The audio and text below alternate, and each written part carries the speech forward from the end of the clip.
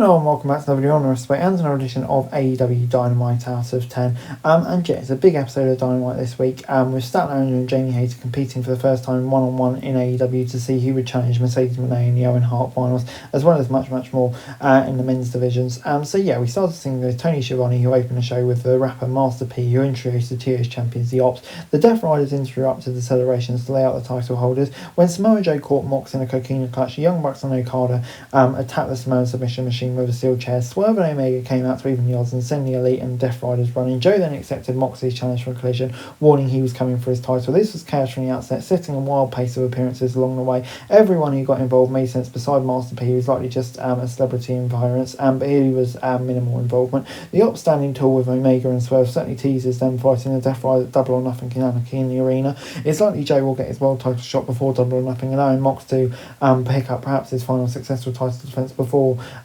All In. And yeah, while Joe will not win, he's a great opponent for Mox as a legitimate world beater, and the former champion will give the Death Riders member hell. Before our first match was a competitive back and forth between Ricochet and Mark Briscoe. Ricochet struggled to deal with the crowd hatred, and Mark Briscoe reversed the one and only attempt to stack him up with his feet on the ropes for his pin into the win. Afterwards, Ricochet attacked Briscoe and went for a golden scissors. Kevin Knight made the save and stole the scissors from the one and only. This was a solid match, but the shock win certainly elevated it. This felt like a lost Continental Classic match, especially complete with a victory that wouldn't normally happen. As good as Mark is, Ricochet feels like a star on a high level. This when maybe to start changing that perception, particularly showing Briscoe's ready to get back in title contention. The transition to Knight's arrival was seamless and was a good step. The jet in AEW's direction, that's a great showcase of Ricochet value, elevating them as well. So yeah, on the whole, I thought this was great stuff and gets a 7 out of 10. Before we got Stokely Hathaway interrupting Tony Schiavone's introduction of FTR to talk them up. FTR brought in Rock and Roll Express to belittle and attack the legends. Adam Cole, Roderick Strong and Kyle O'Reilly ran out to make the save.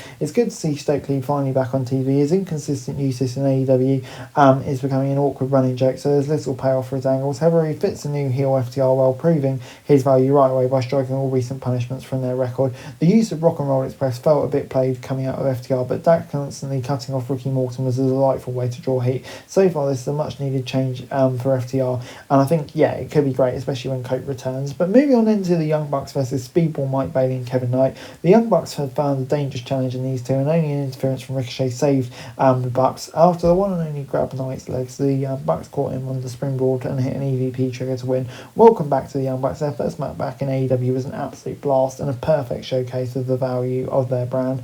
It helps to work with the two men who might be even faster than them these days. Knight and Bailey look phenomenal throughout and lose nothing from the loss. This was the best of the action of the night and even further key stories of Dynamite. Ricochet furthers his rivalry with Knight even more in one night. The Young Bucks showed how dangerous they can be and made clear they can keep up with everyone, which they will soon need to do. So yeah, this was great stuff, 8 out of 10. But then MJF interrupted Bobby Lashley, arriving in a fancy car to sway the Hurt Syndicate. He finally got his second thumbs up from Shelton Benjamin. He offered his car to the Almighty, who took it for a test drive, only to still with the salt of the earth a thumbs down. A significant improvement on last week, even if it ran a little long. MJF finally earned Benjamin's respect and learned nothing for trying to sway away Bob. The best part of the angle is the salt of the earth still cannot figure out what he needs to do to build a trust with Lashley, and he may never understand that. It's hard to imagine this angle sustaining the question of whether MJF will join the Hurt Syndicate in the next 2 to 3 weeks. Lashley even needs to give him a thumb, or the Hurt Syndicate needs to give him 3 thumbs down. Yeah, just to stop it dragging out too long. But I thought this week's part was pretty decent.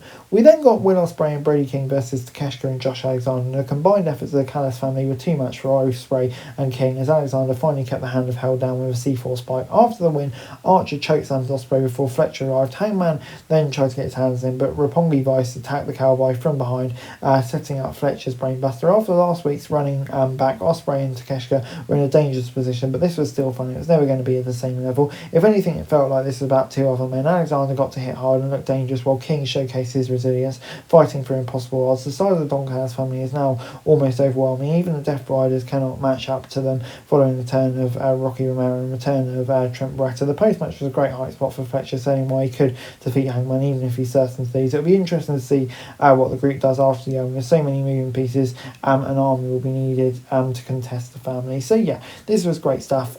Gets a 6 out of 10 for me. I thought, finally building some stuff up here in a decent match as well. I think Don Callis family looking strong, maybe getting the push they need. So yeah, good stuff.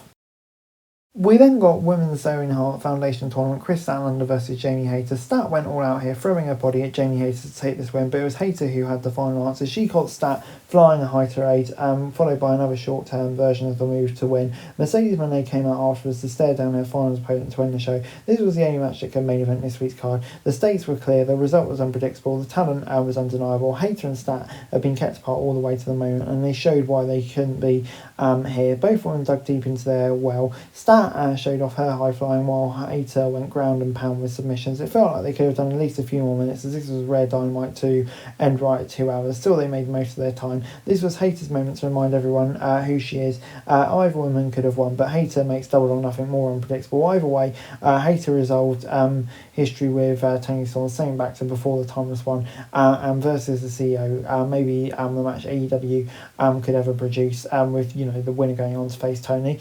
This is a recipe for success no matter what, and Hayter will only benefit. So yeah, this was great stuff, a great way to win the show. 7 out of 10. Overall, AEW Dynamite this week gets a 6 out of 10 from me. I thought, yeah, it's a bit of a mixed episode of Dynamite this week for me. Some bits really hit, some bits didn't. Obviously, it's always going to be a come down from last week's mega show, but I thought, on the whole, yeah, it's a pretty decent show this week. Gets 6 out of 10 from me, and I think, yeah, I'm still pretty excited on the whole where AEW is heading at the moment. Guys, that's it for this video. Thanks very much for watching. Remember to like, share, subscribe, follow us on our socials, link in the description below for daily wrestling news, meme and content. Subscribe to our other channels on screen right now, that'd be greatly appreciated. Thanks very much for watching. Peace out.